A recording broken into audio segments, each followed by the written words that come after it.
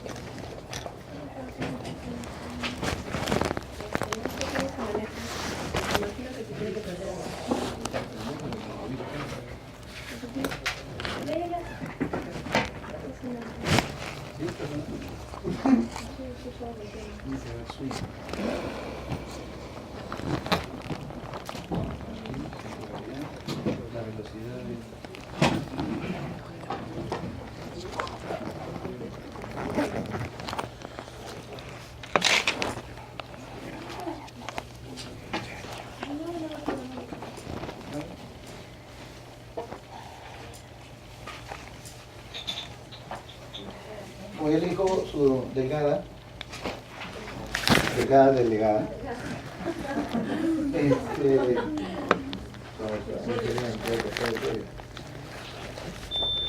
el día de hoy vamos a hacer la de abdomen agudo, básicamente. La de Helicobacter la vamos a juntar con la de tumor carcinoide este miércoles que nos toca. Y el próximo lunes hacemos las otras dos de hepatotoxicidad con estreñimiento. ¿Ya? Entonces quería dejar este solito porque es un tema bastante especial. Vamos a tocar uno de los puntos más importantes que toca cualquier estudiante de medicina, cualquier interno residente de cualquier especialidad, porque el dolor de abdomen, el dolor de barriga lo van a ver estando de dermatólogo, de inmunólogo, de podólogo, de cualquier otra especialidad, pero lo van a ver y van a tener que siquiera poderlo enfrentar. Importante que tengan algunas consideraciones cuando enfrenten ustedes a un paciente que tiene un abdomen agudo. A ver. Muy bien. Vamos por la definición, que es un abdomen agudo, que es un dolor abdominal agudo. Básicamente es un dolor de inicio. ¿Podemos apagar las luces? ¿Acá? ¿De acá? Sí. No se preocupen, al que se duerme yo voy a estar paseando. Me encanta dar la vuelta. Sobre todo en payadas las que están. Se desnucan, no. Tienen antidesnucada, está bien. Mantiene despierto. Es un dolor de inicio brusco y reciente, un dolor que puede ser inesperado y no tiene más de 48 horas. Importante definición que deben mantener, sobre todo cuando estén en una emergencia y vengan todos un dolor que tiene 5 días y no me pasa. Ya pueden ustedes ir haciendo la diferencia. Sin embargo, qué importante es entrar al resto de la definición. Generalmente está asociado, sí, un dolor agudo a síntomas de tipo abdominal y puede ser que tenga incluso síntomas previos a esto, que ya él ya sufriera de ardor abdominal, que ya tuviera cólicos abdominales de manera intermitente, recurrente, que tuviera cólicos antes en relación a algún tipo de dieta, etc. Un abdomen agudo, un dolor agudo de presentación no necesariamente implica que termine en una cirugía, no necesariamente. El diagnóstico diferencial incluye una gran variedad de patologías que ahora vamos a tocar en líneas diferentes, pero que son importantes resaltar. El quirúrgico sí es un síndrome doloroso abdominal con las mismas características, acompañado o no por algún tipo de manifestación de aparición brusca, pero cuya causa es tratamiento quirúrgico. No todos los dolores abdominales terminan en lo que sería la sala de operaciones. Tenemos un dolor como el de la colecistitis aguda que inicia siendo una colecistitis, un cólico vesicular y termina siendo una colecistitis aguda en el transcurso de 6-8 horas. O sea, empieza siendo un cólico, termina siendo una colecistitis y termina en sala de operaciones. Un cólico vesicular puede ser parado en las primeras 2-4 horas y no necesariamente llegar a una colecistitis sino terminar en sala de operaciones. Lo mismo puede suceder con una diverticulitis, empieza con un proceso inflamatorio, puede provocar fiebre, cuadros de pseudoobstrucción, dolor y distensión, hasta reacción peritoneal, pero no llega a sala de operaciones. Un tratamiento médico, 3 días, 5 días máximo, y tenemos mejores ventajas al respecto. Es importante recalcar cómo empieza el dolor para más o menos comprender cuando el paciente viene y dice tengo un dolor en tal lugar, puede deberse a tal cosa, y entonces es ahí donde ustedes tienen que reflexionar con respecto a su semiología, y es mucho de las cosas que vamos a traer ahora. Si hablamos del dolor peritoneal, este se desarrolla de forma separada con inervación independiente. ¿Por qué? Acuérdense que tenemos el dolor y el dolor, pero la característica son el tipo de fibras nerviosas que traducen el dolor sobre estos. El dolor visceral tiene que ver con el sistema nervioso autónomo, puede ser bilateral y el dolor básicamente se traduce en la línea media. Pero el dolor de tipo parietal tiene que involucrar el sistema nervioso periférico, que son más somáticos, es unilateral, puede estar localizado en cualquiera de los cuadrantes, dependiendo de cuál sea el tema de inervación. Señores, la idea es la siguiente: si yo me acostumbré topográficamente a trabajar con mi sistema de 3, 6, 9 cuadrantes, o me acostumbré a trabajar con mi sistema de 4 cuadrantes, ¿no? Cuadrante inferior derecho, izquierdo, cuadrante inferior izquierdo, derecho, o hipocondrio, flanco, fosa ilíaca, epigastrio, mesogastrio y hipogastrio. El que a ustedes les guste más, siempre y cuando no se olviden de saber cuáles son los órganos que están involucrados en dicha línea. Muy bien, algo importante de eso es unos tips interesantes de acuerdo al origen de los órganos comprometidos en tal línea. Por ejemplo, cuando hablamos de dolor epigástrico, hablamos de cierto botón embriológico que se desarrolla en la fase anterior del intestino y que involucra el estómago hasta la segunda porción de duodeno, involucra hígado, vía biliar, páncreas y vaso, es lo que se conocía como el botón del intestino anterior, embriológicamente hablando, y que la irradiación está básicamente en dolor epigástrico. Entonces, que tenga un dolor epigástrico inicial básicamente me conduce a buscar una patología en esta área, ¿no es cierto? Más que buscar una patología abajo.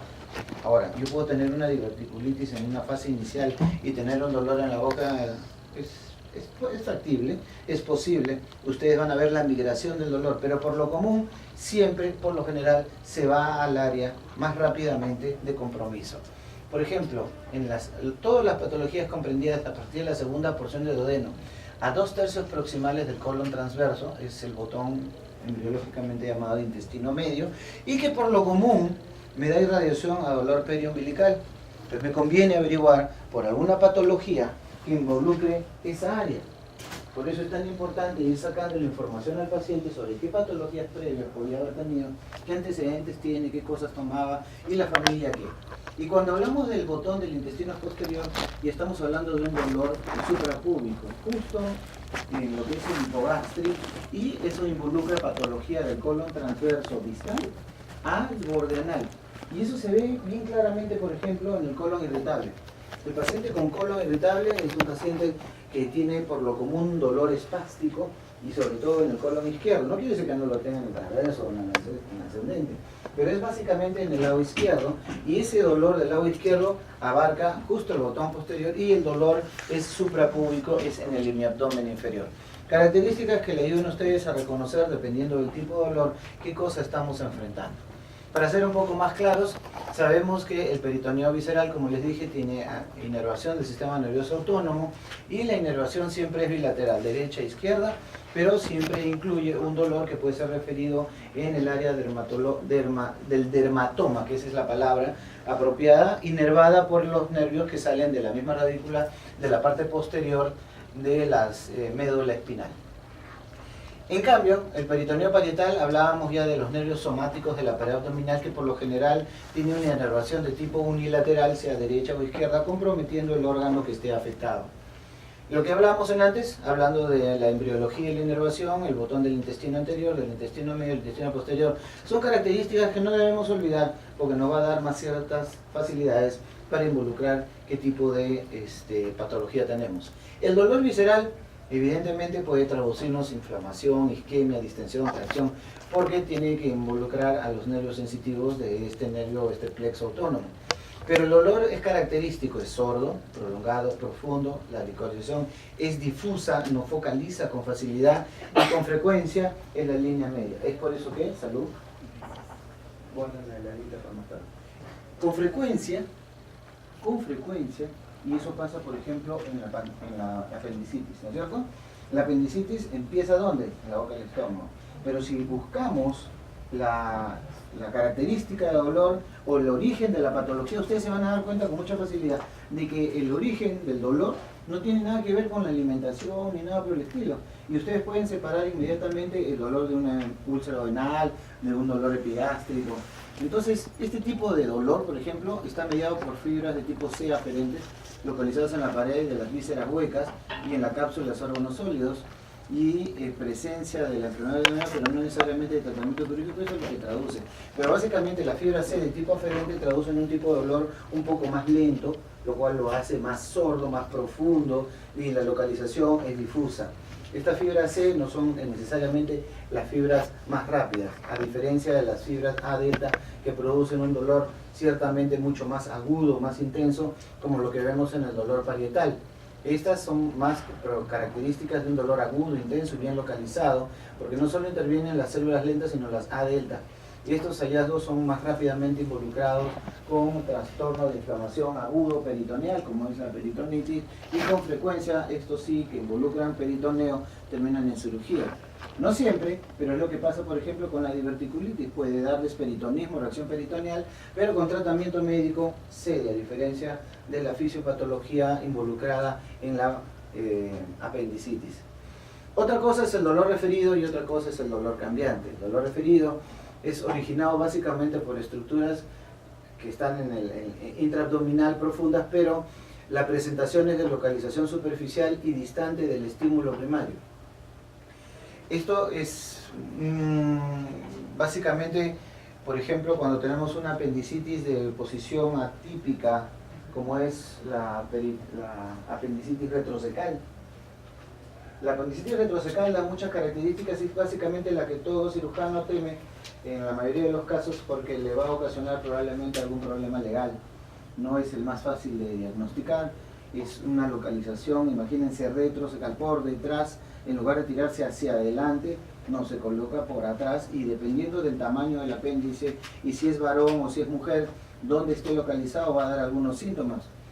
Por ejemplo, tuvimos el caso en la clínica de un joven, 25 años, que venía con dolor abdominal en mi abdomen inferior, básicamente de cuadrante inferior derecho, con fiebre, malestar general y dolor ahí, con diarrea.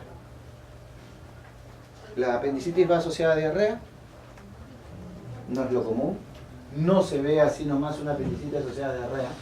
Entonces eso llevó a despistar a los médicos que estaban involucrados, porque había fiebre, náuseas, sensación del dolor, bien localizado al lado derecho, con esta percepción que era diarrea. La mayoría, incluso los cirujanos que lo vieron inicialmente, no lo consideraron, tomaron sus análisis y los análisis evidentemente revelaban leucocitosis, desviación izquierda, pero con fiebre, y el análisis de reacción inflamatoria era positiva, no como la que vemos en una diarrea bacteriana evidente, pero estaba positiva a polimorfos nucleares. Entonces se asumió que era una diarrea aguda y lo tratan como si fuera una herida infecciosa. El paciente retornó a la emergencia, evidentemente, porque se sentía más comprometido, más fiebre, con diarrea, y el dolor no bajaba. El paciente evaluado nuevamente pasa otra vez a colocarle iodocina, le vuelven a hacer el examen, el paciente se mantenía tal cual como la mañana, y en la noche lo vuelven a dar de alta porque piensan que es una diarrea infecciosa y que debe tener paciencia y irse a su casa. El paciente lo mandan al consultorio de la especialidad de gastroenterología, lo ve un especialista y también patina. La misma situación, le cambia de antibiótico, algo un poco más específico, le da su bismuto y le dice que tenga paciencia a lo que va a pasar. Caballero, 8 horas más, 10 horas más, si el paciente no mejora, malestar general mayor, náuseas con vómitos ya, el paciente volaba en fiebre, no mejora la diarrea, viene por emergencia nuevamente, se le pone suero, y con buen criterio el cirujano vuelve a decir, lo hospitalizo. Porque un paciente que viene por dolor, ya a la segunda vez nada más, que viene por lo mismo, es preferible observar bien u hospitalizarlo. Pero esto venía por tercera, así que había que hospitalizarlo. Se hospitaliza y en la evolución se ve marcado peritonismo en el abdomen inferior, a pesar de la diarrea, y se entra a operar. Era una apendicitis que descansaba, era un apéndice largo, grande, inflamado, y descansaba sobre la ampolla rectal, viendo su parte posterior, y esto desencadenaba una irritación del área rectosigmoidea con la diarrea correspondiente. O sea, una apendicitis atípica, anormal, que terminó siendo una peritonitis marcada, infección marcada, sepsis del paciente, a pesar de ser joven, por la cantidad de días que había pasado previo con una apendicitis y con peritonitis. Así que el hombre termina en la unidad de cuidados intensivos, lamentablemente el joven fallece. Es todo un problema legal para la clínica y los médicos que lo vieron por esta circunstancia. Más vale pecar por exceso que por defecto. Siempre fíjense bien qué es lo que están tratando y si el paciente aún así les regresa porque este tipo de dolor es un problema, entonces tienen que pecar por exceso, ¿sí? Nunca por defecto, es preferible por exceso un poco y tenerlo bajo observación. Y este tipo de dolor referido está mediado por las terminaciones nerviosas del corno posterior de la médula, que a la larga esta misma vía la usa los nervios somáticos y los nervios viscerales. En cambio, el cambiante reproduce el curso de la patología. Por ejemplo, lo que vemos a veces en la apendicitis, que primero es visceral, periumbilical, y luego pasa a ser desplazado al lado derecho, que es el parietal. Es un dolor que va rotando. Lo mismo pasa con la vesícula, que a veces tenemos un dolor en la espalda, o en la nuca, o en el cuello, o en el brazo, que es el infarto del lado derecho, ¿no? Dolor en el hombro, cuello, y que se traduce hasta el brazo. Y uno cree que es infarto, el infarto del lado derecho es semejante, cuello, hasta mandíbula. Puede pasar este tipo de situaciones, hay que estar pendientes de lo que sucede aquí. Muy bien, entonces tengamos en cuenta esta situación. ¿Por qué es importante entonces entrar a la historia clínica completa? Una historia clínica detallada, sumada a un interrogatorio minucioso y una buena exploración, les lleva a ustedes al 98-99% de posibilidad de llegar al diagnóstico más adecuado en un problema de dolor abdominal. ¿Por qué? No debemos olvidar, cuando ustedes llevan semiología, de un detalle muy particular. Esto deben tenerlo grabado en la médula, en la uña, en el pelo, en la retina. Deben tenerlo como un chip permanente cuando ustedes hagan su interrogatorio, el paciente que viene con dolor abdominal. Esto desde semiología, sin embargo, muchos se olvidan de preguntar al paciente todas estas características. ¿Cómo apareció? Apareció poco a poco, lentamente, apareció de brusco, inesperadamente. El tipo de dolor, importante, es un tipo de dolor: arde, quema, late, hinca, punza, jala, tira, pesa, retuerce. Ustedes tienen que ir viendo la característica del dolor para poder localizar. No es lo mismo un dolor producto de la irritación que produce el ácido, que es ardor, urente, quemazón, con ciertas características, que el dolor de víscera hueca, irritada, que es el dolor de tipo cólico o retortijón, sea de intestino delgado o sea de colon, que es diferente al dolor de la pancreatitis, que es un dolor penetrante, enervante, permanente, y ese dolor no se diferencia del resto, considerando muchas otras cosas, la intensidad. Sin embargo, la intensidad del dolor tiene que ver mucho en relación a aspectos muy subjetivos. Cada uno de ustedes tiene una forma muy objetiva y subjetiva de abordar el dolor de acuerdo a su sensibilidad personal. ¿Cómo está? ¿No es cierto? Porque cada uno puede tolerar el dolor según su umbral. Algunos aguantan dolor, otros no aguantan dolor. Yo puedo agarrar una aguja y atravesarles el brazo con la aguja, y muchos pueden referir cierta hincada, otros pueden no tener dolor, pero algunos desde que pongo la aguja en la piel están saltando. Entonces, la intensidad tiene que ver mucho con un aspecto subjetivo. El ritmo, ¿tiene ritmo o no? ¿Es permanente o va y viene? Eso implica mucho. Los que van y vienen tienen un aspecto más obstructivo, tienen aspecto de víscera hueca. En cambio, permanente está hablándome más de una víscera más bien sólida. Ojo con esos detalles. La localización.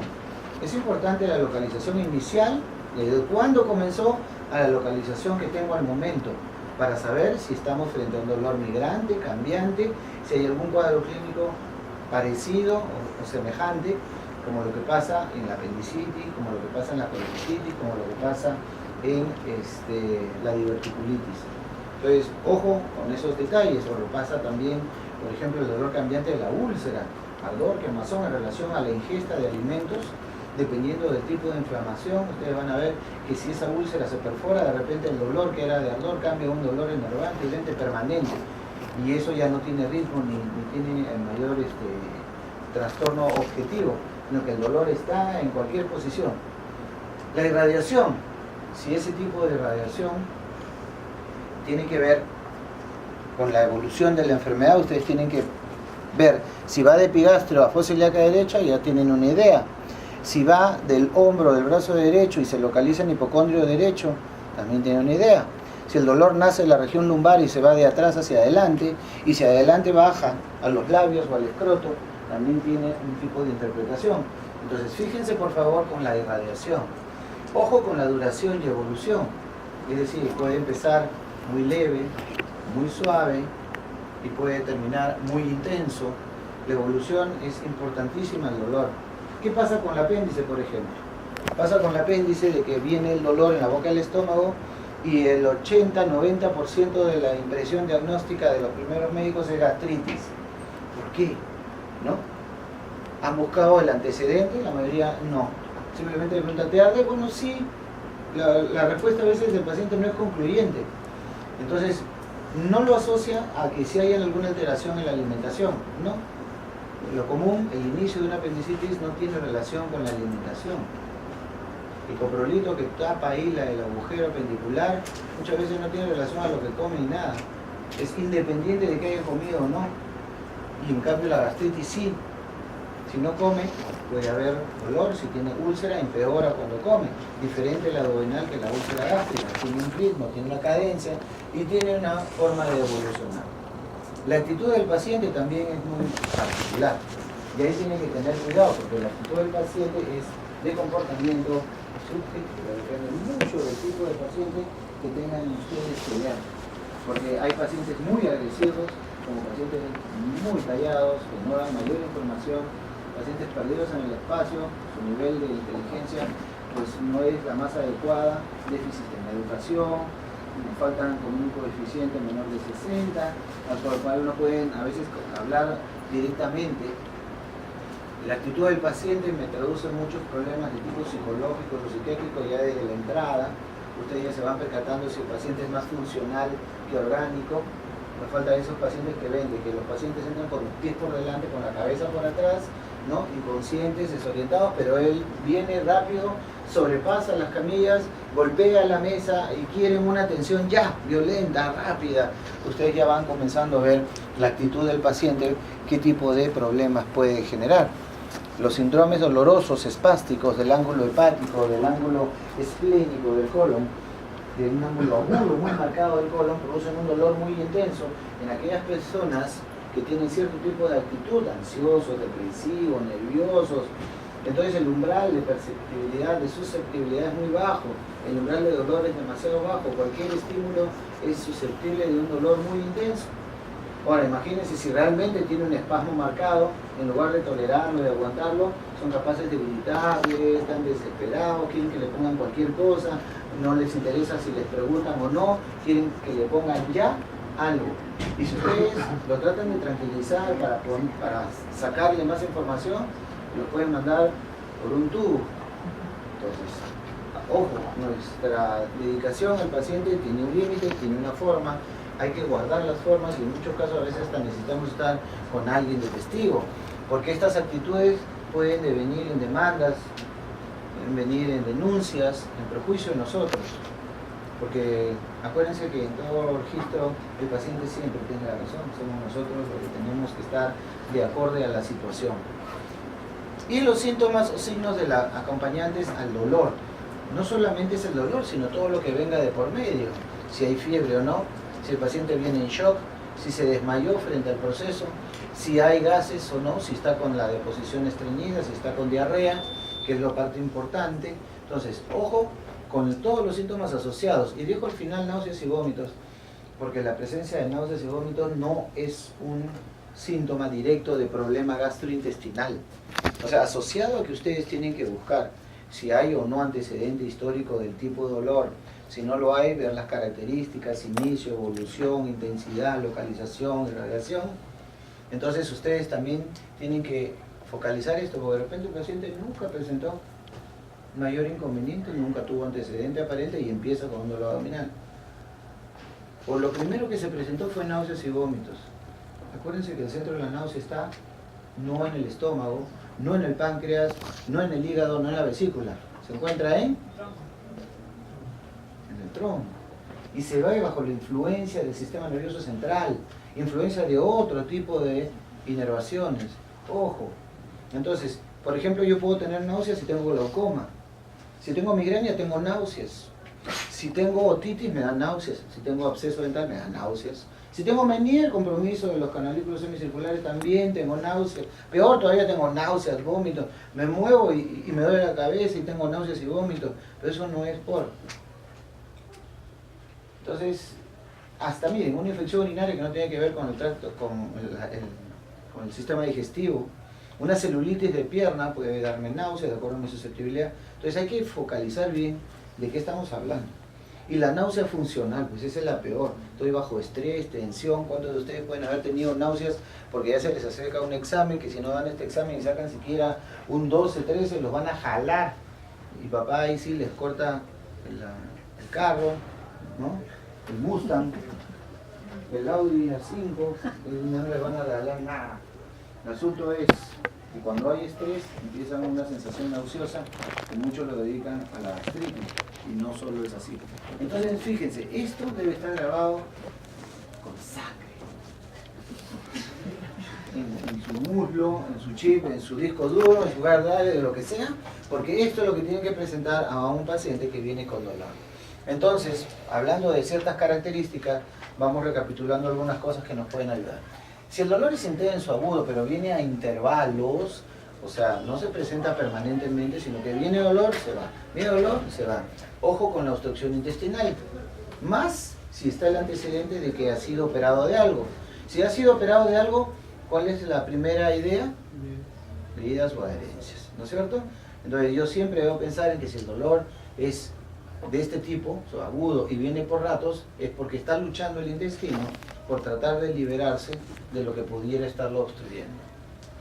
Igualito los cólicos o renal o biliares, ¿no? Si ustedes odian a alguien, deséenle un cólico nefrítico.